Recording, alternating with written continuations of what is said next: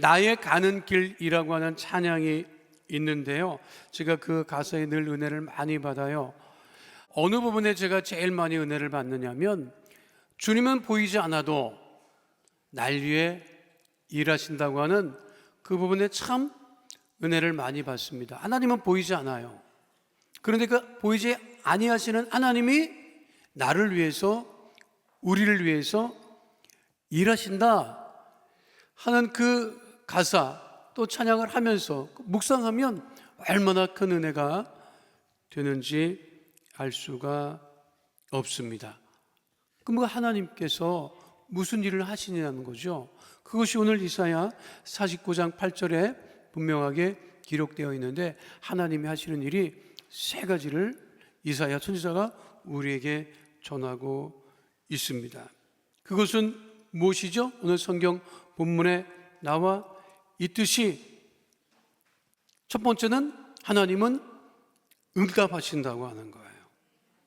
그리고 또 하나님은 우리의 도움이 되시고 또 우리를 보호하신다고 하는 것이죠. 그와 같은 일을 하나님께서 보이지 않아도 우리에게 늘 하고 계신다 하는 것입니다.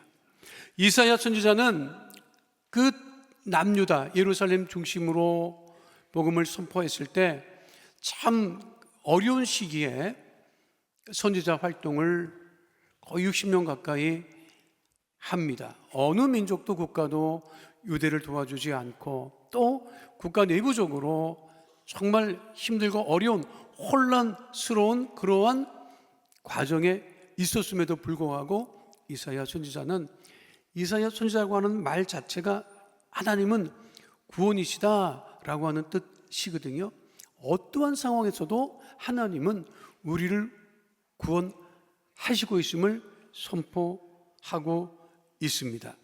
구체적으로 이사야 선지자가 누구도 응답하지 않았던 시대에 하나님은 응답하시고, 그러니까 여러분, 아멘을 언제 하느냐면 이때 하는 거예요. 아멘을 너무 아껴, 내가 보면. 아꼈다가 어디다 쓰시려고 하는지 알 수가 없어요. 다시 합니다. 이사야 선지자는 누구도 응답하지 않던 시대에 하나님은 응답하시고, 누구도 도움이 되지 않던 시대에 하나님은 도움이 되시며, 누구도 보호해 주지 않는 시대에 하나님은 우리를 보호하십니다. 그것을 이사야 선지자가 선포했던 것입니다. 그러니까 첫 번째, 하나님께서 우리를 위해서 하시는 일은 무엇이다? 응답하신다는 거예요. 따라하겠습니다. 응답하시는 하나님.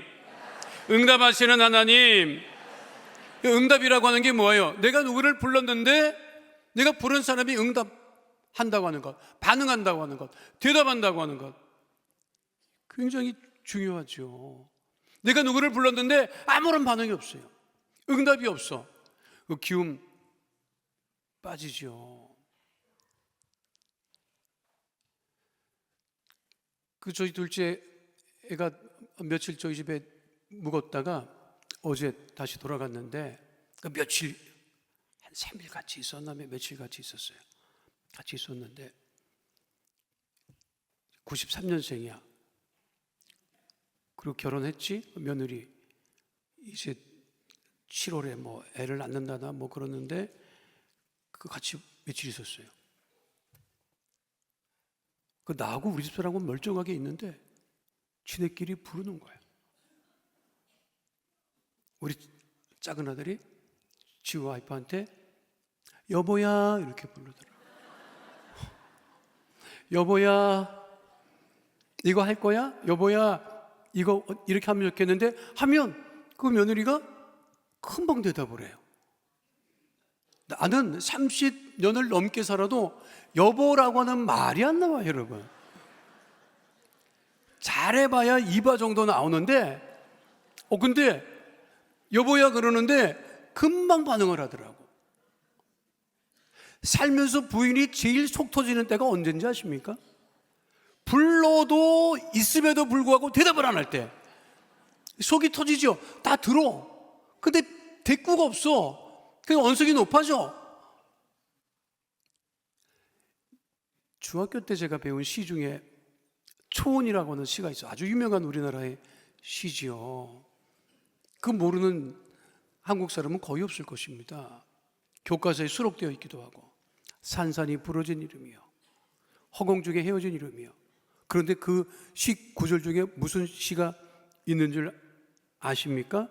부르다가 내가 죽을 이름이요. 여러분, 부르다가 죽어? 이건 아니지. 왜 부르다가 죽어? 대답이 없으니까. 반응이 없어. 사랑하는 여인이 죽었는지 뭐 어떻게 됐는지, 그 초혼이라는 게 혼을 부르는 건데, 이름을 부르는 건데 대답이 없으니까 부르다가 죽는다고.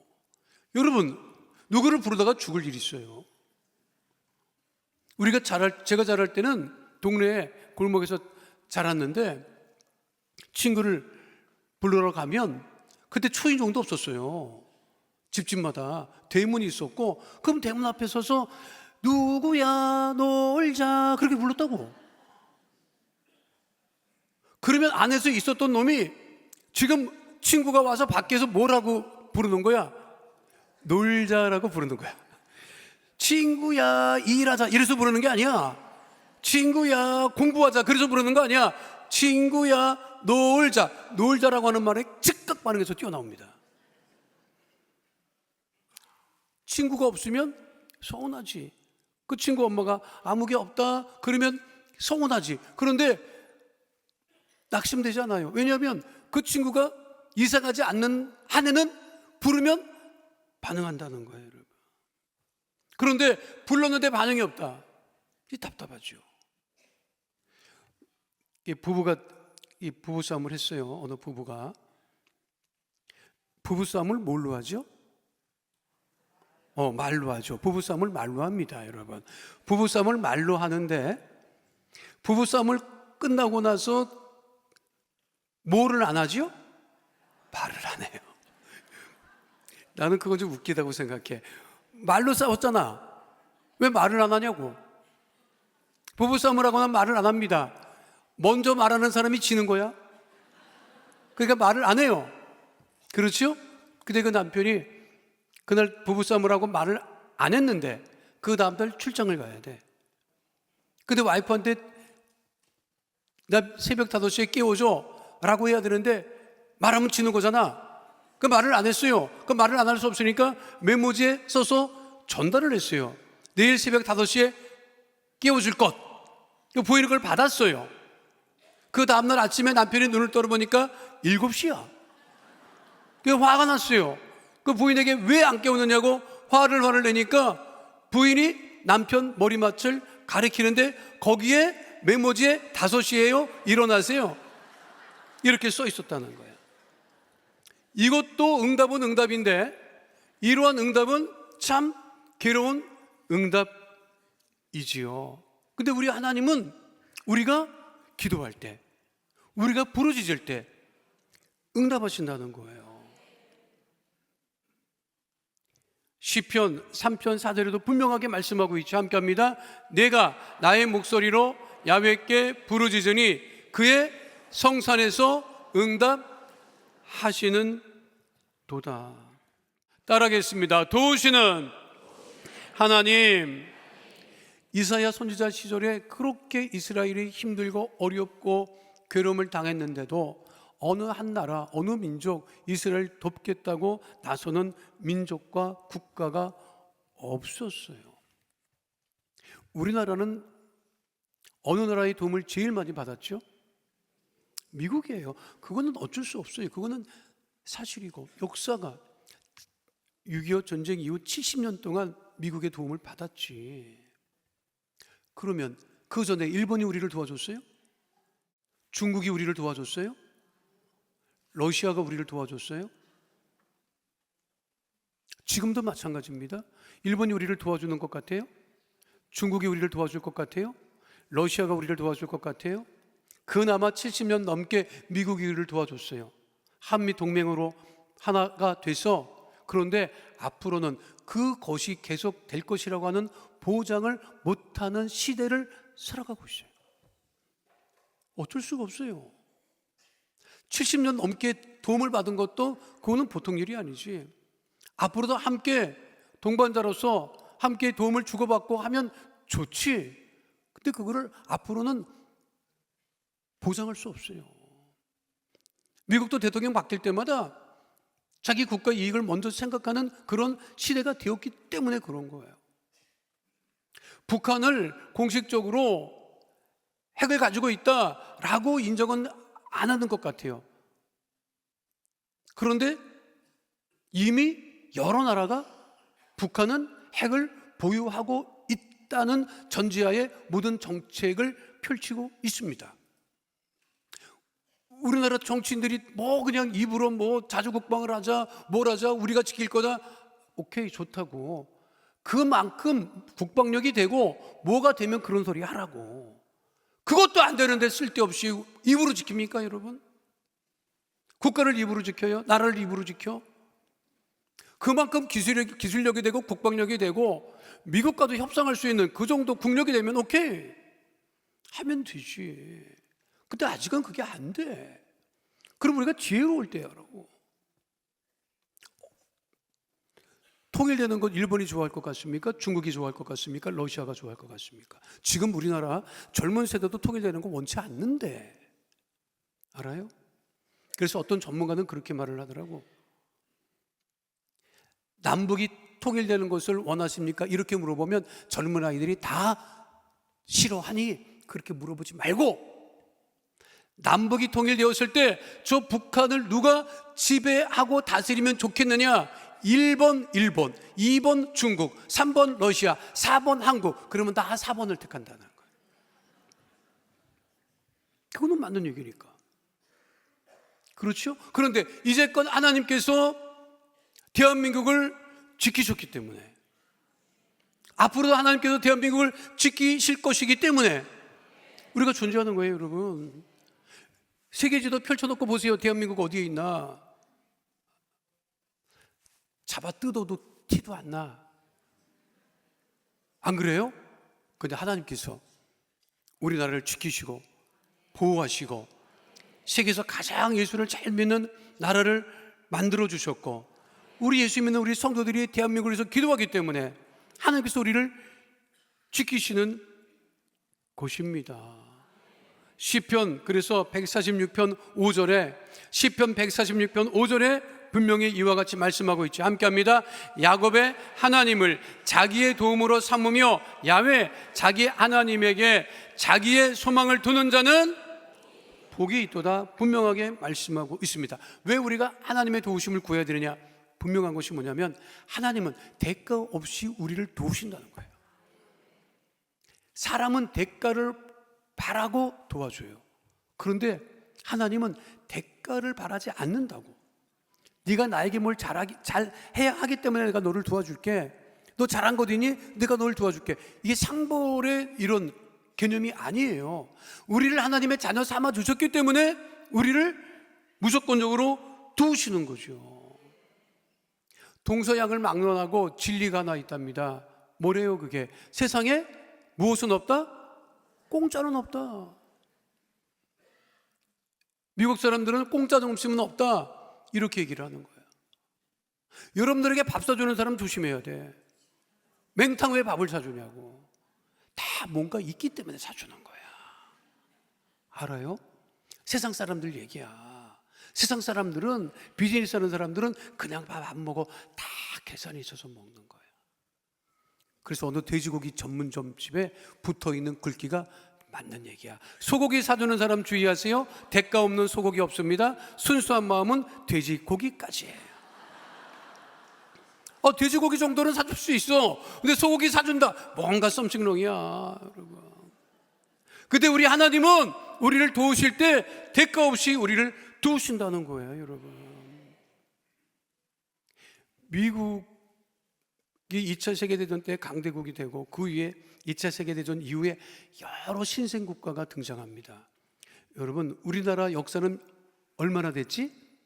우리나라 역사, 우리가 교육받을 때 반만 년, 5,000년 역사라고 자랑스럽지. 근데 세계 나가서 그런 얘기하면 인정 안 해줍니다. 우리나라는 2차 세계대전 이후의 신생 독립국가예요. 이스라엘도 마찬가지예요. 이스라엘 성경에 기록되어 있기를 여러분 기록되어 있지. 그렇죠? 그런데 이스라엘도 1948년 5월이 신생 독립 국가로서 기록되어 있어요. 1948년 5월이었고, 그리고 계속해서 중동의 그 강력한 국가들과 자리를 잡느라고 전쟁을 했습니다. 1차, 2차 중동 전쟁, 그리고 3차에까지 전쟁을 펼치죠. 1967년에 있었던 전쟁을 제3차 중동 전쟁이라고 하고, 이 전쟁을 6.1 전쟁이라고 부릅니다. 6일 만에 이스라엘이 주변의 극강력한 아랍 연합군을 물리치죠. 그때 이스라엘 국방장관이 모셰 다얀이라고 하는 장군이었습니다. 전쟁이 시작되자마자 전 세계에 이렇게 성명을 발표합니다. 지금 이스라엘 군대는 막강한 최신 무기로 무장하였다. 이 최신 무기는 이스라엘 전군에 모두 배치되었다. 우리는 이 무기로서 아랍 연합군을 몇 시간 내에 물리칠 것이다. 아유, 전 세계가 발칵 뒤집혔죠. 러시아, 영국, 미국 전부 다 깜짝 놀랐어요. 이야, 이스라엘이 우리 모르게 핵보다 더 강한 신무기를 개발했는 모양이다. 무슨 무기를 쓰는지 봐라. 아니, 몇 시간 만에 그 아랍의 연합군들을 이길 수 있다고 하니 핵보다 무서운 무기를 개발했던 모양이다. 들여다봤어요. 그런데 놀랍게도 전쟁은 6일 만에 끝났고, 더 놀라운 것은 아무런 무기도 쓰지 않은 거예요. 신무기를. 이게 또 무슨 일이지? 근데 전쟁이 끝나자마자 다얀 장군이 또 이렇게 얘기를 합니다. 우리는 단 3시간 만에 승리를 굳힐 수가 있었다. 그것은 우리의 최신 무기 덕분이었다. 그 무기는 이스라엘 전군의 가슴속에 비장되어 있었는데 그 무기의 이름은 불타는 애국심이었다. 이렇게 언론에 보도됐지만 불타는 믿음이라고. 불타는 믿음. 그리고 모셰 다얀 장군은 전쟁 전에 모든 이스라엘 군인들에게 시편 122편 1절 2절을 전달하지요. 그 말씀이 무엇이죠? 다 함께 하도록 하겠습니다. 내가 산을 향하여 눈을 들리라. 나의 도움이 어디서 올까? 나의 도움은 천지를 지으신 야훼에게로소다. 이 말씀을 붙들고 중동 3차 전쟁에서 완벽한 승리를 거두게 됩니다. 여러분, 다얀 장군은 전쟁터에서 한쪽 눈을 잃었던 사람이야. 한쪽 눈만을 가지고 하나님을 의지해서도 놀라운 일을 일으켰는데, 내가 보니 여기 보니까 두 눈을 시퍼렇게 두고 있는 모든 성도들이 더욱더 하나님을 의지하고 하나님의 도우심을 따라 승리하는 복 있는 삶 살아가게 되시기를 축원드립니다. 마지막 세 번째는요, 우리 하나님이 어떤 일을 하시는 거예요? 우리를 보호하시는 일을 하고 있다고 분명하게 말씀하고 있습니다. 함께 따라하겠습니다. 보호하시는 하나님, 보호하시는 하나님. 자연의 생물들은요, 파충류들, 곤충들은 보호색을 가지고 있습니다. 여러분, 지금 보이는 사진에서 무엇이 또 다르게 보입니까? 돌이 보입니까? 저것은 돌이 아니고 개구리입니다. 개구리가 자기를 보호하기 위해서 그 벽과 같은 독연한 세계로 자기를 보호하고 있는 것이죠. 이 정도로 놀라면 안 되죠. 다른 사진 한 장 보여드릴까요? 여기서 무엇을 보십니까? 나무와 똑같은, 나무 잎사귀가 똑같은 모습이지만 저것은 파충류입니다. 왜 저들이 보호색을 갖겠어요? 스스로 생존하기 위해서 보호색을 갖습니다. 우리 인간은 보호색이 있습니까? 없습니까? 없지요. 그리고 옷을 입고 다니는 거예요. 그러면 왜 보호색이 없을까요? 왜 없을까요? 인간은 본래 하나님이 보호하신다고. 하나님이 보호하시기 때문에 보호색이 특별히 필요 없어요. 그런데 인간들이 죄를 짓고 살아가기 때문에 죄 가운데 살아가면서 정신없이 살아가고 있는 것이죠. 우리를 누가 보호하신다? 하나님이 보호하신다. 그러니까 생각해 보세요. 하나님이 우리나라를 보호할 수밖에 없이 우리나라 애국가에 아주 박혀 있어. 하나님이 보호하사 우리나라 만세라고 되어 있죠, 여러분. 이거는 정치고가 아닙니다. 우리들의 고백이에요. 그러니까 하나님이 도우시고 하나님 우리를 보호하시는 거지. 내가 요즘에 생각해 봤어요. 요즘에 가장 애국심이 투철한, 애국심이 매일같이 넘치는 사람이 누굴까? 내가 생각해 봤어요. 누굴 것 같아요, 여러분? 매일같이 애국가를 부르는 사람들이 있더라고. 여러분 그거 모르지? 나도 이번에 알았다고. 프로야구 선수들이야. 프로야구 선수들은 월요일만 빼고 일주일에 6일을 경기를 하는데 요즘에 6시 30분에 경기 시작하거든요.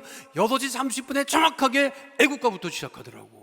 그러면 그 친구들은 매일같이 월요일만 빼고 매일같이 도개물과 백두산이 마르고 닳도록 하나님이 보호하사 우리나라 만세를 부르는 사람이니 내가 생각할 때 프로야구 선수들이 제일 애국자야. 내가 보니까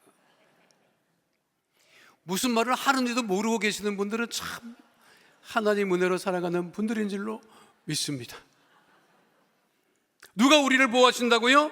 하나님 우리를 보호하신다. 그러니까 이사야 31장 5절에 분명하게 이렇게 말씀하고 있죠. 함께합니다. 새가 날개치며 그 새끼를 보호함같이 나 만군의 야훼가 예루살렘을 보호할 것이라. 그것을 호위하며 건지며 뛰어넘어 구원하리라 하셨느니라. 이스라엘 백성들은 늘 하나님의 보호하심을 고백하지요. 신명기 32장 10절 말씀 함께합니다. 야훼께서 그를 황무지에서 짐승이 부르짖는 광야에서 만나시고 호위하시며 보호하시며 자기의 눈동자같이 지키셨도다. 우리 신체 중에 제일 빨리 감출 수 있는 게 뭐예요? 눈동자예요. 여러분 감으면 돼. 다른 거는 뭐 이렇게 막아야 되잖아. 여기서 이렇게 머리를 막으려면 손이 올라가잖아. 올라가기 전에 눈 감으면 돼. 눈은. 그러니까 눈 주변에는 뭐가 많아, 여러분. 눈썹도 있고 속눈썹도 있고.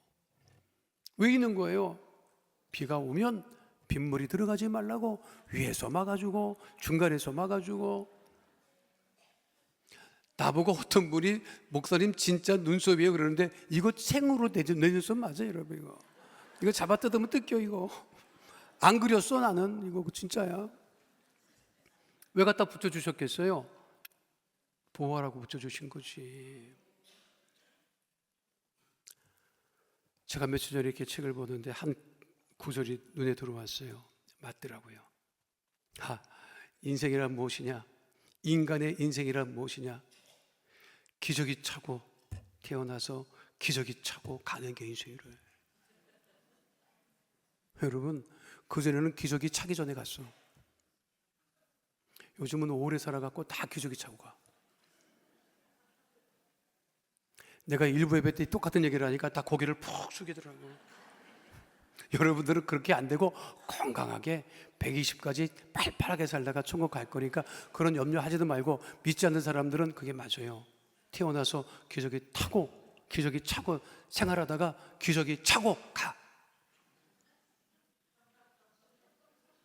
근데 기저귀는 자기가 못 차. 애적 때도 자기가 차본 적이 없어. 나이 들어도 자기가 못 차. 내가 그 구절을 읽고 한참 생각했어요. 맞다. 그럼 나도 기저귀를 찼을 텐데. 나도 기저귀 찼다고. 여러분. 근데 내가 기저귀 찼을 때는 일회용도 없었어. 천기저귀. 여러분 천기저귀 알아? 아이고, 천기저귀 그거 빨아야지, 삶아야지, 개켜야지. 그리고 우리가 애들을 길렀어요. 그런데 내가 생각해 보니 나는 내가 기저귀 찬 기억도 없어. 그러면 내가 기저귀 안 차고 살았겠느냐고. 나도 우리 어머니가 기저귀 채워줬겠지. 내가 그걸 기억을 못해. 그런데 내가 이렇게 서 있고 말씀을 전하고 이렇게 있는 것은 누군가 나를 보호해 줬기 때문에 그랬던 거지. 그 이후의 삶은 하나님께서 보호하셨기 때문에 우리가 살아있는 거지. 믿으십니까?